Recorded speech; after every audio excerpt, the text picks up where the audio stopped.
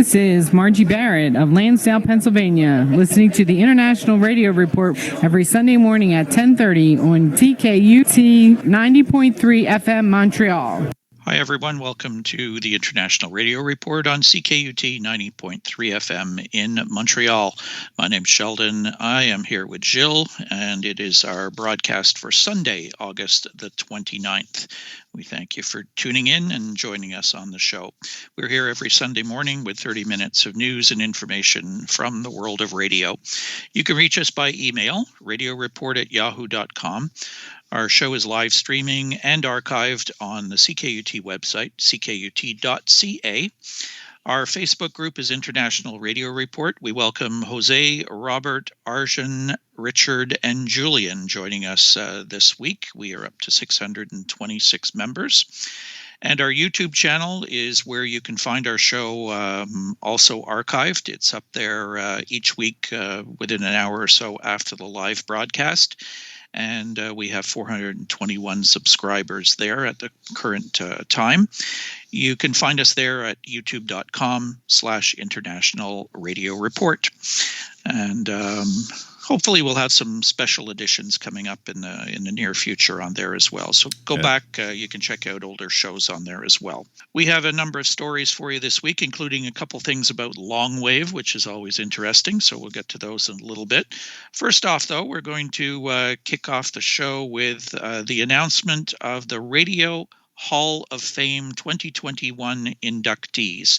I think we had the story about the nominees a little while back, a few months back. Well, now we've come up with the decisions, and Paul McLean of Radio World has written an article about it. Erica Farber and Bill Simmering, prominent figures in U.S. commercial radio and public radio, respectively, are among 8 new members of the Radio Hall of Fame.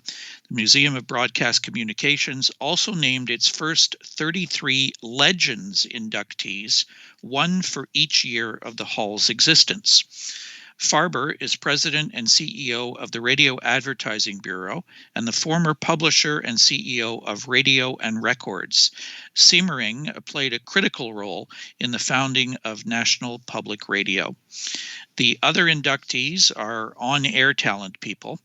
They are Brother Wheeze, Elliot Siegel, Dan Patrick, Kim Commando, Javier Romero, and Preston and Steve, also known as Preston Elliott and Steve Morrison. They will all be honored at a ceremony in Chicago in October. The Radio Hall of Fame was founded by the Emerson Radio Corporation in 1988, and the museum has run it since 1991. The Radio Hall of Fame also decided to recognize past innovators who have since died. While the industry celebrates 100 years of existence, the industry's Hall of Fame is only 33 years into existence. The centennial milestone provides an opportunity to recognize the talents and efforts of 33 individuals in 2012 as well. We don't have the full list. I'm going to post the article that has all 33 of these individuals. But there are some pretty famous names on here of people going back who, if you did a lot of medium wave DXing, you probably heard some of these people over the years, or in your local town if some of these people were DJs in your city. The legacy inductees include the following people: Jackson Armstrong, air personality in Cleveland in 1960 through the 1980s on WIXY, WKYC, and also WKBW in Buffalo and other stations as well. Dr. Joy Brown, a syndicated talk radio air personality based from WOR AM in New York City.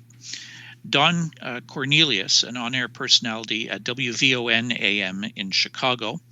Ron Lundy, air personality in New York City from 1960 through the 80s on WABC, then on WCBS FM.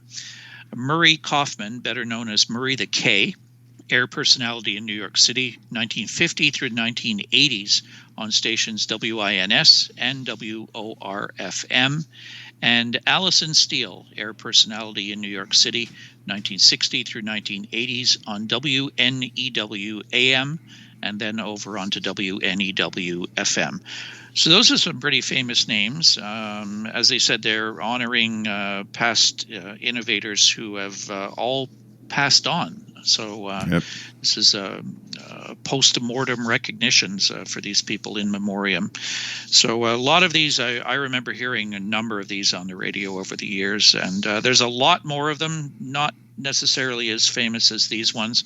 We'll post up the list of the full list of these people being recognized, so you can browse through it. Yep, some of these names brings us a little back in time in our earlier days of radio listening.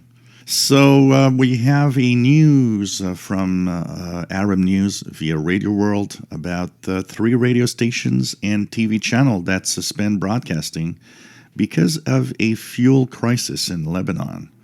So this is comes from Beirut. 3 radio stations and a TV channel in Lebanon have been forced to temporarily suspend broadcasting due to the country's fuel crisis, with a government minister saying she had requested support for media outlets, but to no avail.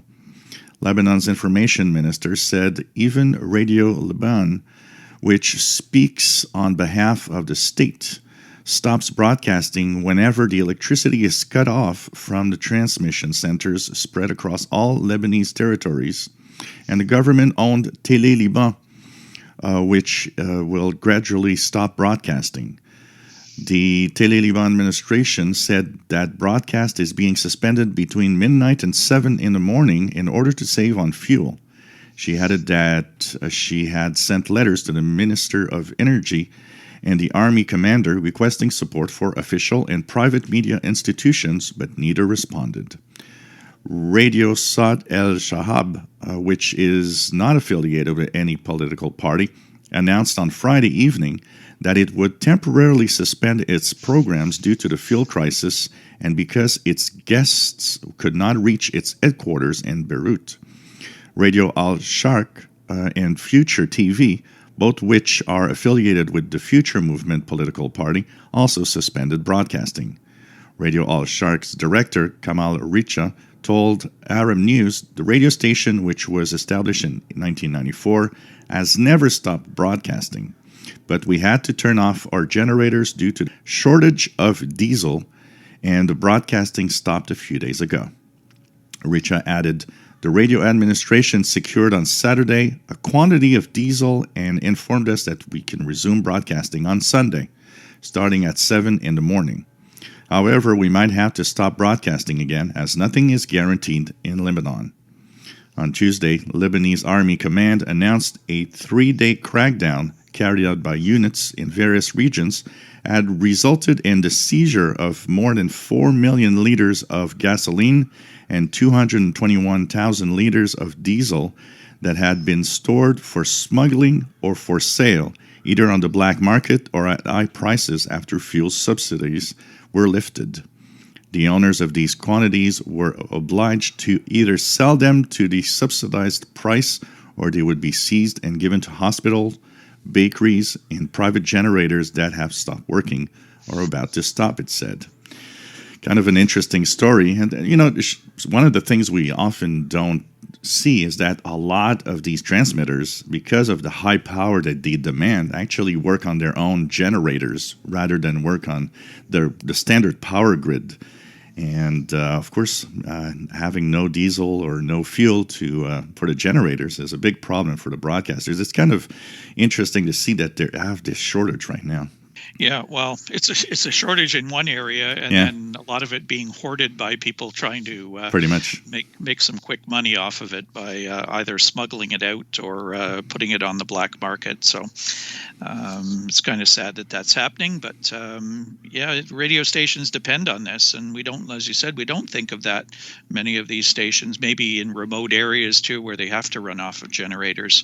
If you don't have fuel, then you don't run your radio station. Well, pretty much. And, these are transmitters that demand so much energy that in most cases they have no choice anyways, because, there's no power that is sufficient to actually have them active.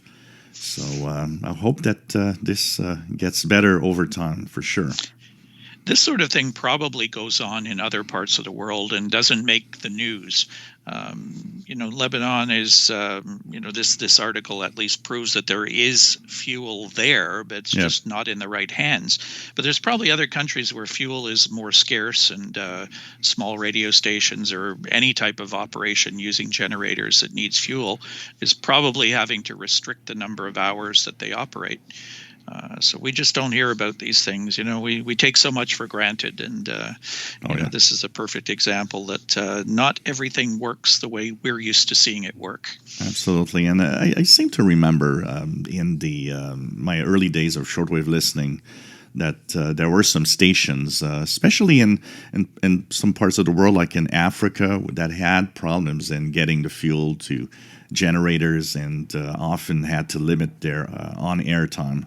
Yeah, it's an important task to get the programming out, get the information out to people. And if you can't do it simply because you can't run the generator, then it's a real serious problem.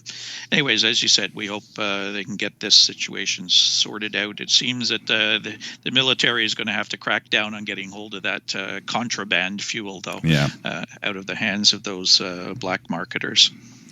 So we are going to look at the sun, but just before, a little announcement for those that are following my live shows on YouTube. I've not done live shows in a little while because of all sorts of different things happening at the same time. And I was supposed to start this week, and it was so warm in Montreal that I decided to actually push back. So we're going to be back live starting, as this show airs. My first live show was yesterday, Saturday, the 28th of August. And from now on, of course, we will have our regular schedules of shows back on the official SWL channel, which is Wednesday at 8 p.m. Eastern Time. That's for North America. But for most of the world, it's actually Thursday at 0 hours UTC. And we will, of course, have our show on Saturday, 4 p.m. Eastern Time, 20 hours Universal Time. And I think a lot of people are waiting for this, because I'm getting more and more people writing me saying, so when are the shows coming back? Well, they should be back now. So listen in on Wednesday or Thursday UTC, and Saturday. As for the sun, what's happening with the sun? Well, we've got some nice sunspot groups on the sun right now. 3. 2 of them are quite active. One is actually unleashing all sorts of small C-class flares. One is growing rapidly also, and it looks like a bunch of islands on the sun. It's a really big group now that has started like just a few days ago. It was almost nothing, and now it's huge. So that means increased activity. Solar flux is, of course, higher now, near 90, which is should actually improve some shortwave propagation. So listen to the bands, because there might be some stuff happening on higher frequencies also, and better signals overall. There isn't any significant coronal holes to create any problems. And last week we had talked about a coronal hole that might actually impact this week. Well, it did, but it was so weak that it didn't have much of an effect. So conditions are active on the sun, and with these big sunspots popping up, we never know. There could be solar flares, so that immediately degrades propagation. So on the sunlit side of Earth, this is going to have an impact, as when a solar flare happens, often there's degrading of propagation for a couple of minutes to an hour and a half. And who knows what's going to happen next. So, we'll keep an eye on what's happening there. Spaceweather.com, a great website to have all the information. But the best way to measure propagation is just to turn on the radio and listen. This is John Figliozzi of Clifton Park, New York. You're listening to the International Radio Report on CKUT 90.3 FM in Montreal. We next move to a couple of stories dealing with very, very low frequencies down in the long wave spectrum and even down below that, the VLF frequencies, very low frequency. The first story was passed along to us by Alex Kaminsky in Springboro, Ohio. And it's about a station that we've talked about in the past in Sweden, that every once in a while they fire up an old transmitter generator and send out a special signal, and they invite people around the world to tune in.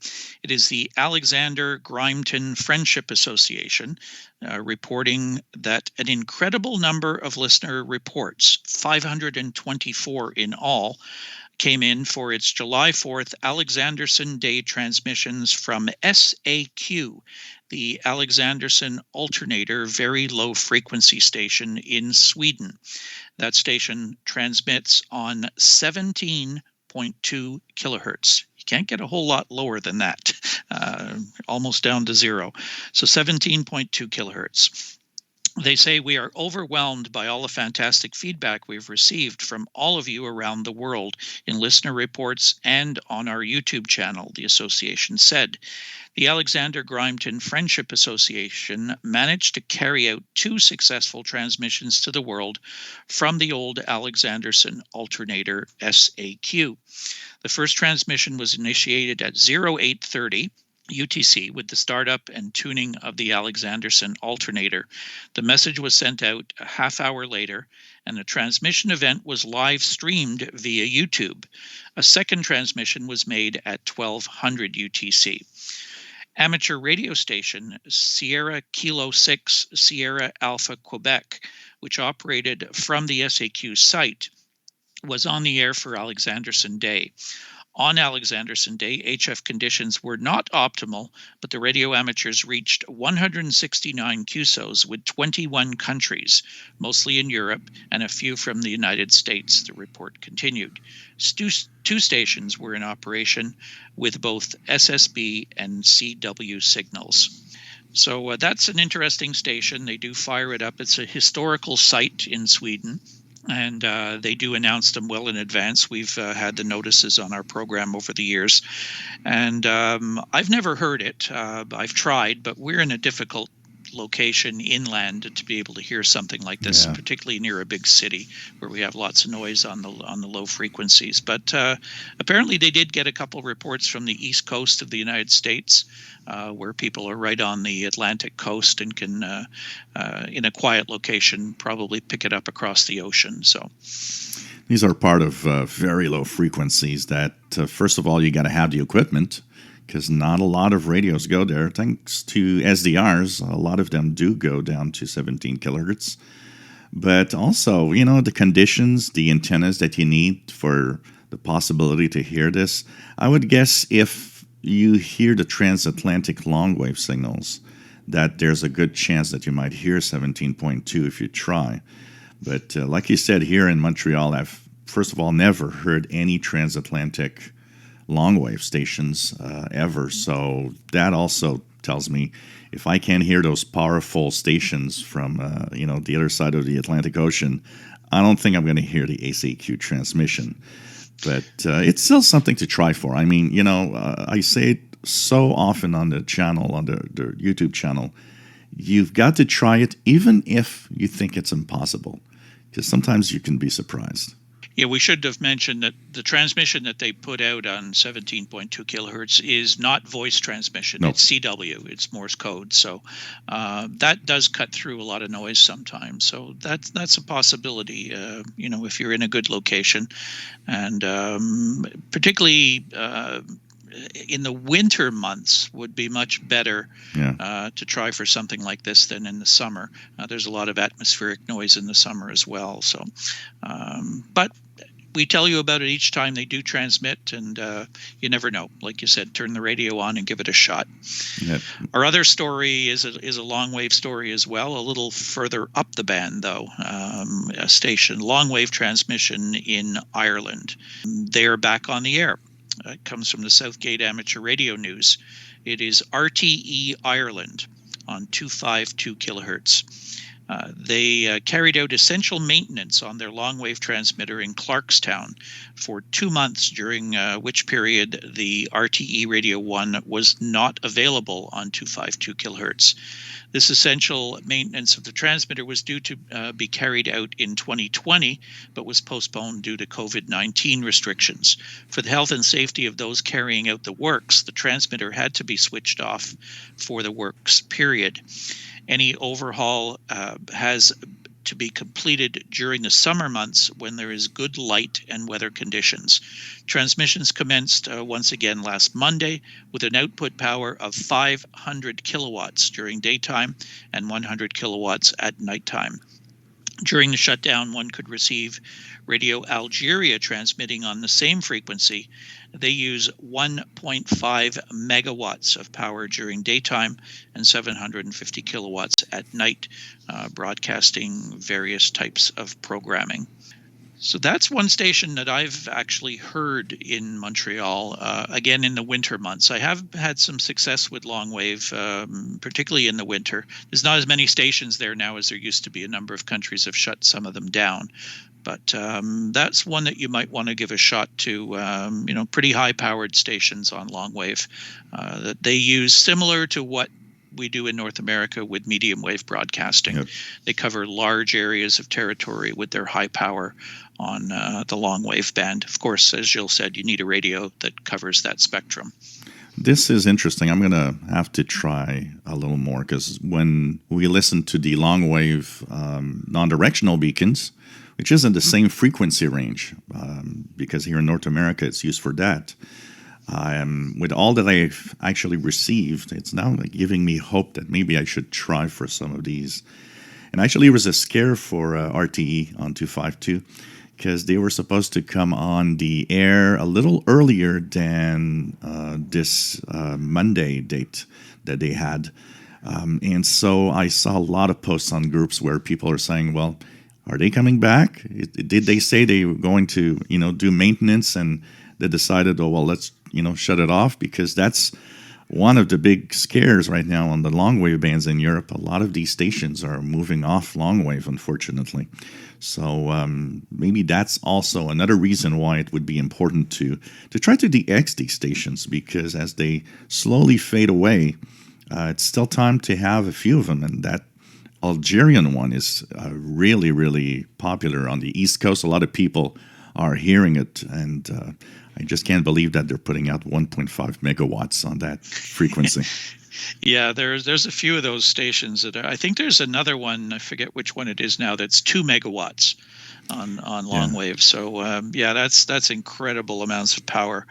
But understandable that their signals cover very wide territory. So always check it out. For those not familiar, the long wave band is in the spectrum below our standard AM band. Yep. So down below 530 kilohertz is where you'll find the long wave band. Way down at the low end, though, 150 to 250, somewhere in that range. Yep. Yeah. What's interesting when you see these European radios over there, you'll see that the dial has LW and MW, because it's the long wave, medium wave. That is a standard on these radios, something we don't see here in North America. That's for sure, yeah. So we have upcoming ham radio contests. Yeah, we have 5 of them coming up for you for next weekend. So if you're into contesting as an amateur, or just listening into some of the contests, these are some of the ones coming up this next weekend. First is the All Asian DX contest. It's a phone contest, 0100 Zulu September 4th to 2359 Zulu September 5th, sponsored by the Japan Amateur Radio League. The bands are 160 through 10 meters. The mode is phone, or SSB, and a good time to look for ham radio stations operating from Asian countries. Sometimes a difficult part of the world to hear hams. There's a few countries that don't have a lot of hams that will be on the air as well. So this one will be a good chance if you're a country chaser on the ham bands. You might hear some really interesting stations from Asian countries. Yep, and September is actually a pretty good time. Almost every year when I hear some Japanese station, for example, it's usually around September, October. So it might be a good time in North America to try it. There's the Wake Up QRP Sprint from 06 to 08 Zulu, September 4th, sponsored by the Russian QRP Club. The power, no more than 5 watt output, bands 40 and 20 meters near the QRP frequencies, and the mode is CW. We have the AGCW Straight Key Party, 1300 to 1600 Zulu, September 4th. That's sponsored by the German Telegraphy Activity Group. The objective is to promote the use of manual keys for CW or Morse code sending. This contest is open to all amateur radio operators and shortwave listeners as well. The bands are 80 and 40 meters in CW only.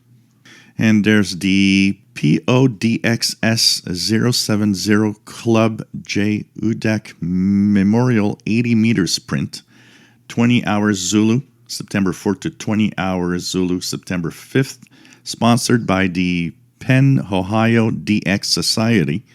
And this is 80 meters only, and all modes are permitted. And finally, the CW Ops CW Open. This is a short one, 2000 to 2359 Zulu on September the 4th, sponsored by the CW Operators Club. The object is to work as many CW stations worldwide. Of course, the mode is CW only. The bands are 160 through 10 meters. And we'll put up links for all of these contests so you can go in and check out the rules and regulations of each of them and get more details about QSLing, etc., relating to any of these contests. Yep, as we're getting into September, and that weekend is actually a long weekend for North America. It's the Labor Day weekend, so maybe time to check your antennas and listen to the radio and check those different contests might be of interest.